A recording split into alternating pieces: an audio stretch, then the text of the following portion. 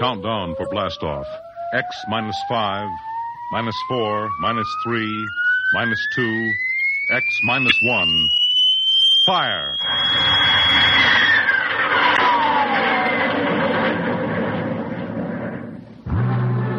From the far horizons of the unknown come transcribed tales of new dimensions in time and space.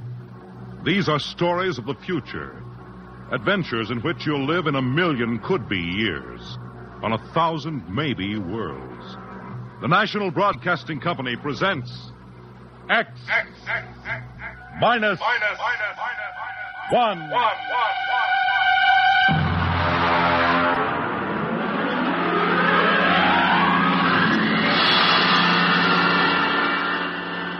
Tonight's story, Mars is Heaven.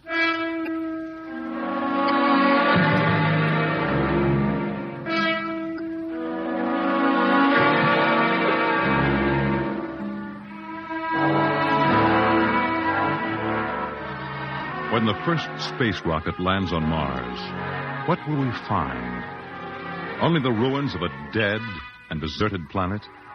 Or will there be life? Intelligent life in some strange form that we can only imagine? Will we be welcomed with open arms? Or will the Martians treat us as invaders? Only one thing is certain. Someday, a giant metal ship will take off from Earth to travel through the black velocities, the silent gulfs of space, to descend at last into the darkness of the upper Martian atmospheres.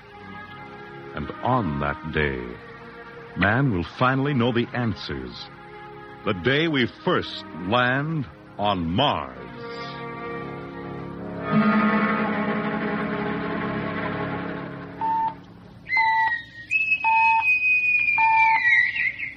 Now hear this. Now hear this. Approaching critical deceleration. Fasten gravity suits. Stand by to land. There it is. We've intersected the course vector, sir. All right, Mr. Lustig. Over to manual control. Aye, sir. Masters, sound general quarters. Aye, sir. Mr. Lustig, what do you make of the terrain? There seems to be a heavy ground, Mr. Captain. We won't be able to use the infrared lights. And we'll have to come in on radar. Isn't that a little risky, sir? Landing in the dark? I'd rather run the danger of a blind landing, Lieutenant, than come in without the cover of darkness. Remember, we don't know what kind of reception is waiting for us down there. Airspeed 500. Altitude now 4,000. Bridge to engine room. Stand by for deceleration. Fire forward tubes 1 and 3.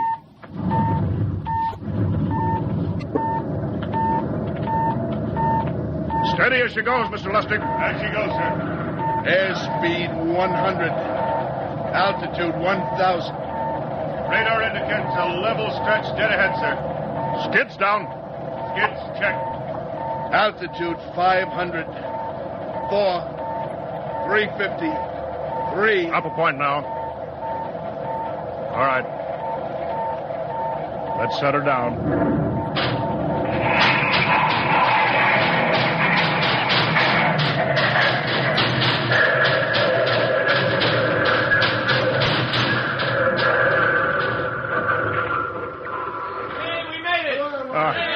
Cut the power.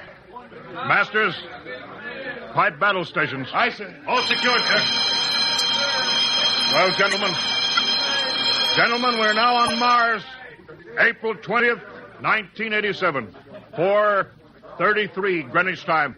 Enter that in the log, Masters. Aye, sir. Well, gentlemen, it's less than 2 hours till dawn. As soon as it's light, we'll send out a landing party. Masters, get me an all-over hookup. We're all set, Captain. Now hear this. All right, men. The smoking lamp is lit. Well, we're on Mars. The first manned ship from Earth to land here. We don't know what we're going to find or what dangers we may face. We're 17 men on an alien world. And it's up to us whether we ever get home again. The next few hours should tell the story. And I want instant obedience to all commands. I'll court-martial the first man who doesn't jump to when he's ordered. And one other thing. We may be on Mars, but this is still a United States naval vessel. Officers will conduct a personal and weapons inspection in 1 hour. That's all. Inspection, Captain. Now? Mr. Lustig, we've got an hour and a half to sweat out before we find out what's outside that airlock. I'd rather have a man worried about his stripes than about what's waiting outside on Mars.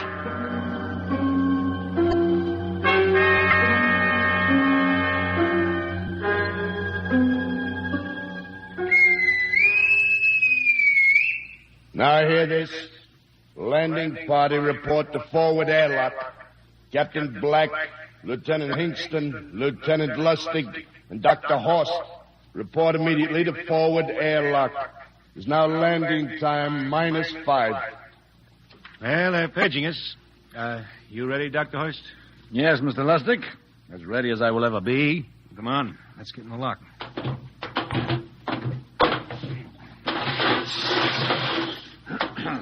Hingston, Lustig, and Horst reporting in the airlock. Very well, sir. The captain will join you. 4 minutes to go. At least the captain would get here. What difference does it make? I just want to get it over with, that's all. Anybody got a cigarette? Yeah, I think you're smoking too much, Lieutenant Lustig. Are you nervous? I offer you, Horst. Wondering what's hidden outside underneath that ground mist? I've been giving it some thought. It'll be very interesting to find out. A very unusual planet, Mars. Why? It has an atmosphere. A wonderful thing, an atmosphere. Where you find one, you find life. You mean Martians? What do you think they'll look like? Who knows? Intelligent life can take many forms. You mean they may have green skins and eyes on stalks or something? The comic book conception is possible, of course. Or they may have developed far beyond us. Perhaps they have a science that can produce weapons far more dangerous than our atomic missiles. You think we may have to fight our way out? After all, we are invaders. Now hear this. Landing time -2. All right. We heard this. You know what I'd like to find outside that airlock? Good old Illinois. Ever been there, Lustig? Only Chicago. Well, you ought to see my hometown. Green lawns, big white houses. Sounds like my hometown. My grandmother used to have one of those iron deer on the lawn. Every Halloween, we'd paint another color. One time, we painted it black and white like a Holstein cow. Where does your family live, Dr. Horst? I have no family. When I was a child, they were gassed to death in the Dachau concentration camp. Tough. No, it has its advantages. I have no ties on Earth. Nothing to lose now. I imagine I'm the only one on board who is free to enjoy our present peculiar position. All right, Masters, you can button it up now. Aye, sir. Well, gentlemen, check your sidearms. In 1 minute, we'll be the first men to set foot on Mars. Quite an honor, eh? As long as the medals are not rewarded posthumously. Still uneasy, Dr. Horst? Captain Black, I've been uneasy ever since I can remember. On Earth and on Mars. Well, 30 seconds. Give me the intercom phone, Lustig. Yes, sir. Masters? Aye, sir. Battle stations are to be manned till we return.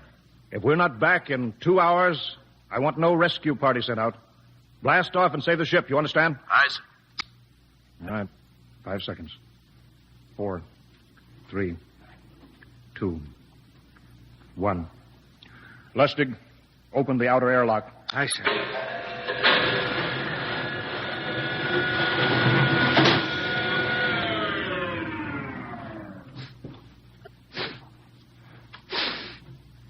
It's fresh air. Let's go. All right, now, take it easy. It's too dark to move fast. Quiet, isn't it? Not even a wind. Can't see anything from this ground mist. Quiet. We don't know what's out here. All right, come on. What the quiet? Captain, I could swear that sounds like a rooster. I don't hear it anymore. Very homely but unlikely sound. A rooster crowing on Mars? Hingston, Aye, sir. set that machine gun 25 yards to the flank. We'll stay here till the ground mist lifts. Aye, sir. What do you make of the ground, Horst? Grass. Plain grass. You can see some large foliage there where the mist's thinned out. What the? Hingston, hold your fire, you fool! I hit it, Captain. What? Some kind of wild animal. I hit it. I could see the traces, but it's still standing. Come on, Horst. Doctor, where are you? Up ahead. Admiring the wild animal. Careful, Horst. Wait for us. Don't worry, Captain. It's an iron deer. A lawn ornament. Well, that's impossible. It's hollow. Interesting, isn't it? A whitewashed Victorian iron deer sitting on a lawn in the middle of Mars. I don't understand. Look around. The mist's lifting. Hey, Captain, look there. It's a house, a regular old-fashioned house. But, sir, on Mars. Good Lord. I haven't seen carved scrolls and gingerbread like that in years. Look at that porch swing. The geraniums. There. I told you it was a rooster, Captain. Give me the glasses, Lustig. I want to take a look through that front window. Well, there's an upright piano. Some sheet music on it. Lustig, it's beautiful Ohio. It can't be, sir. Horst, do you think that civilization of two planets could be identical? I don't know. That specific variety of geraniums is only 50 years old on Earth. Is it logical that they should develop in Mars? How about that porch swing and the piano and beautiful Ohio? Why, it's impossible. Captain Black, this looks like the town I was born in. Well, it looks like my hometown, too. I've thought of something, sir. It's the only solution. Maybe we're not the first ship to reach Mars from Earth. Don't be ridiculous, Lustig. Oh, how else can you explain it? Suppose some scientists got together. They invented some spaceship and planted a colony here. That's the only answer. That's impossible, Lustig. Been space travel, it couldn't be secret. Do you have any idea what ships cost, what industrial power is needed? No, there's got to be some logical reason. I think perhaps we might find out, Captain. The light just went on in that house. Kingston, cover that door with the machine gun. Aye, sir. All right, come on, Horst. We're going to ring that doorbell. There's got to be a scientific answer to all this.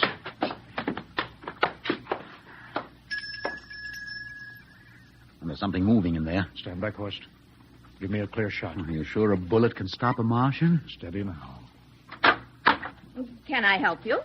Well, we... If you're selling anything, it's much too early. No, wait just a minute. What town is this? What do you mean? Are you census takers? No. We're strangers here. We want to know how this town got here. Is this a game? No, it's not a game. We're from Earth. From where? From Earth. Do you mean out of the ground? Are you sure you're feeling well? Madam, we came in a flying ship across space. We're from the third planet, Earth. This is Mars. Now do you understand? Mars. You go away now, you hear? I'll call my husband from upstairs and he'll chase you. Go on. But this is Mars, isn't it? This is Green Lake, Wisconsin, in the United States of America. Bounded on the east by the Atlantic and on the west by the Pacific. Now go away. Goodbye. Horst, do you suppose it's really possible? I've got to find out more about this. I told you I'd call my husband. Now you go away. You've got to tell me one thing first. What year is this? Year? 1928, of course. For goodness sake. You hear that, Horst? And we know it's 1987. And we know this is Mars. Horst, is it possible that we got fouled up, made some tremendous blunder, circled around, and landed back on Earth? In 1928? Well, maybe some switch in time or dimension. Could we have shifted somehow, gone backward in time? Oh, Horst, this won't hold water. It's not logical. We checked every mile. We went past the moon, out into space. We're on Mars. Lustig out at point. Hingston in the rear. Keep that gun at half load. Aye, sir. Horst, there's got to be some cold, logical solution. Captain, What? that house down the street, the white one with the green shutters. Lustig, what's the matter? I never thought of... Thank God! Lustig, come back here. He's running for that house. That crazy fool. After him, quick. Lustig, stop! Come down off of that porch. Grandpa! Lustig, what the devil do you think you're doing? Albert! Grandpa, it is you. Lustig, what is going on here? Albert, it's been so many years. How you've grown, boy. It's so good to see you. Lieutenant Lustig! Oh. Captain, Grandma, I want you to meet my friends. This is Captain Black. Captain, I want you to meet my grandfolks. Howdy. Any friend of Albert's is a friend of ours. How long have you been here, Grandma? Oh, a good many years, ever since we died. Ever since you what? Oh, yes, sir. They've been dead 30 years. What? Oh, now, don't you trouble yourself. It's all right. We're alive again, that's all. Do you mean to tell me that Mars is heaven? Oh, nonsense, no. All we know is here we're alive again. And who are we to question God's infinite ways? Well, Lustig, we're going back to the ship. Captain, I want to talk to my grandpa. Lieutenant Lustig, I don't like any part of this. You'll come back with us if I have to club you and carry you. Aye, sir. Now, let's go. Heaven only knows what they've run up against back at the ship.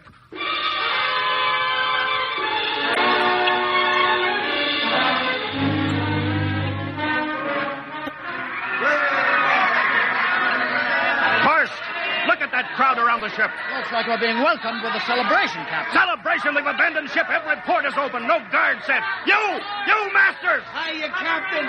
Meet my old dad. Dad, that's Captain Black. He's not a bad guy for an officer. Higston! What's it? Bring that band back. Use force if you have to. Oh, excuse me, sir. There's my Uncle George. Higston! I'll be right back, Captain. Uncle George. What the devil is going on here? Don't you understand, sir? They've all found friends and relatives. They're all here. You're right, Captain. I've counted. The whole crew's out in the crowd. But I gave orders. Definite orders. You don't understand, Captain. I understand mutiny. I don't care how many relatives show up. I'll have discipline. Johnny! What? Johnny, you old son of a gun! It's you. Edward. Yes.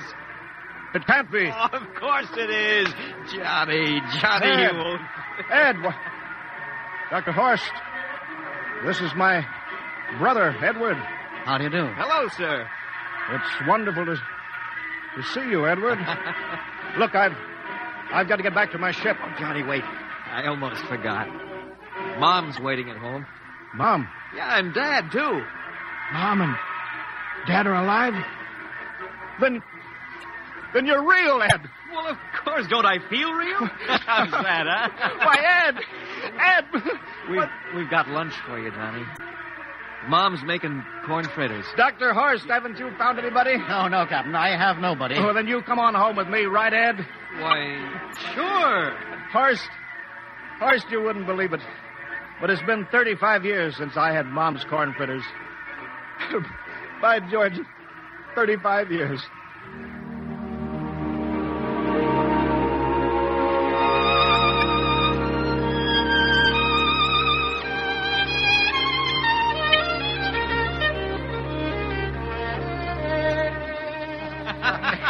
And there's plenty more in the kitchen, so don't hold back, Johnny.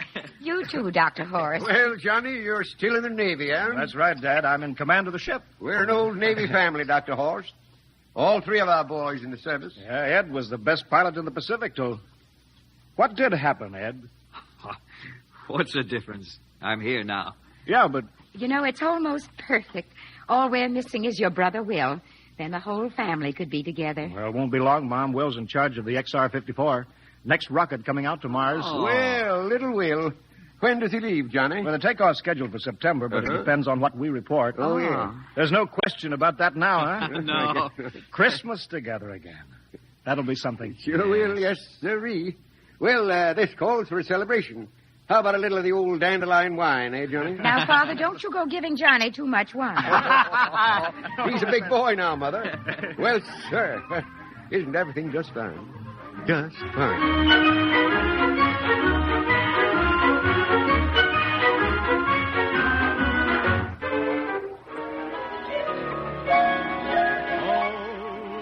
I'll be melancholy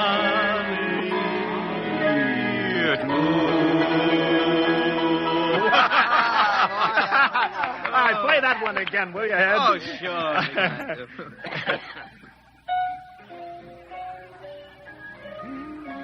Well, Dr. Horst, what are you doing sitting over here alone? What do you think of my little family? Very nice. You know, I can't understand why you didn't find any folks here, Dr. Horst. It's just a shame everybody else is so happy. Well, I never remembered my family, Mrs. Black. All I know is they were gassed at Dachau during the Second World War. When I was liberated, I was in delirium 3 months. I cannot remember anything before then. A psychiatric phenomena. Well, that's terrible. Isn't there anything anybody can do? I don't want to remember. I have not had a pleasant life. I prefer to be free of emotional entanglements. They interfere with a scientific approach. I'm sorry, Dr. Horst.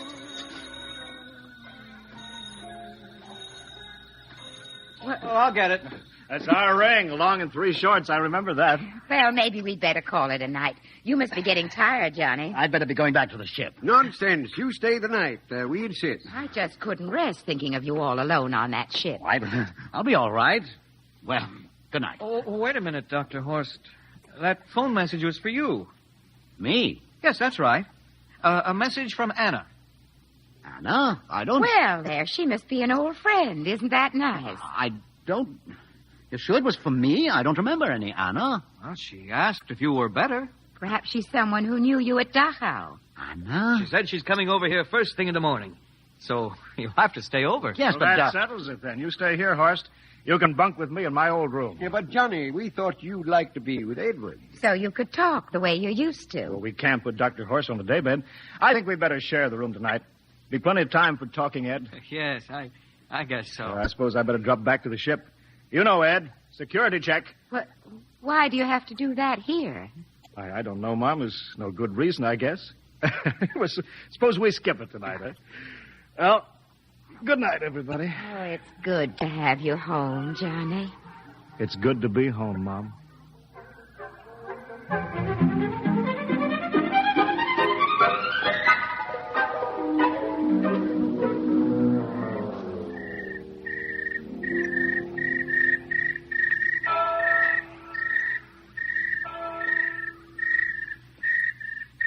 Captain Black. You asleep? No. I've been thinking about what we were expecting. Green-skinned Martians. All the time there was only Mom and Dad and Edward waiting. That's funny what tricks your imagination can play on you. Well, I guess Mars is heaven, Horst. You know, I've been thinking about Martians, too. Captain, just suppose there were Martians, and they saw us land, and suppose they thought of us as invaders. What would be the best weapon they could use against our atom bombs, huh? I don't see what you're getting at. They would want to disarm us first, huh? To wipe out all suspicion, to make us feel at home. Captain, suppose this house isn't real. Suppose the people are just images, stolen from our own memories by Martians, created for us by telepathy. Hypnotism. Oh, that's the craziest theory I ever heard. Maybe that's why there was no one for me. Because in all my life, there is no happy memory, no real loved person, not even my mother. I don't remember her. Only the piles of rotting corpses at Dachau. There was no happy emotion for these people to recreate. How about that phone call? Anna? Yes, Anna. I didn't remember who she was, but I do now. I just remembered. When I was freed from Dachau, sick, delirious, I raved about a wonderful, kind nurse named Anna that took care of me. Well, there you are. It's logical. She's coming to see you tomorrow. But there was no Anna. I'd been nursed by a man. What? Anna was only a dream. And there's only one way they could have learned about her, by reading my subconscious mind. That's impossible, Horst. Why? The whole crew was thinking of home. Suppose the Martians read our minds. Yes, but if there are Martians... If there are, they have us separated. Each man in a different house, sleeping, trusting. No one at the guns. I left my pistol downstairs. Do you think there's something to this, Horst? It's a perfect trap, Captain. Who would suspect his own mother, his grandparents? How easy. Just a knife in the heart of each sleeping man. That's impossible, Horst. But we've got to get back to the ship. Listen. The crickets have stopped. Come on. We don't know when they change back to whatever they really are. All right, careful.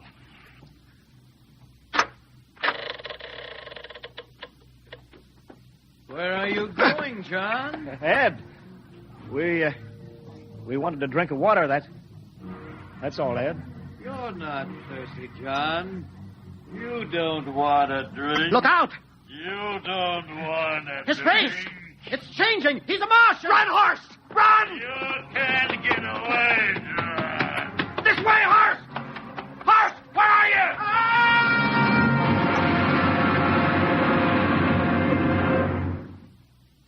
Hello? Hello? Can you hear me, Earth? This This is Captain John Black, the XR-53 calling for Mars. I've locked myself in the ship, but they've crippled it.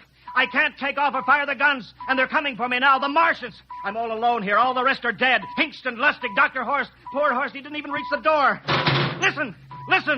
They're trying to break through the hull. Edward and Mom and Dad and all the folks. But they're changing now. They're melting and changing back into... They're Martians. Can you understand? Martians, not men. They made me think that Mars was heaven and we fell into the trap. Can you hear me, Earth? You've got to stop the next rocket. Listen, tell my brother Will. Tell my brother not to come. They'll trap him, too. They'll kill them all. Hello? Can you hear me, Earth? This is John Black on Mars. Hello, Earth. This is John Black on Mars. Hello, Earth. Hello, Earth.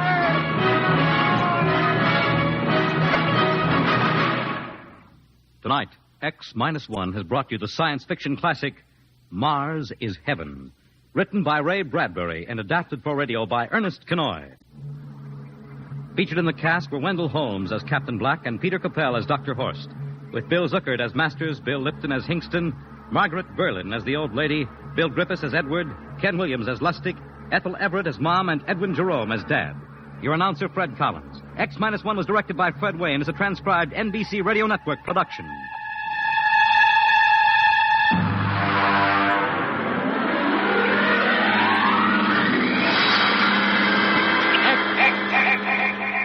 X-1.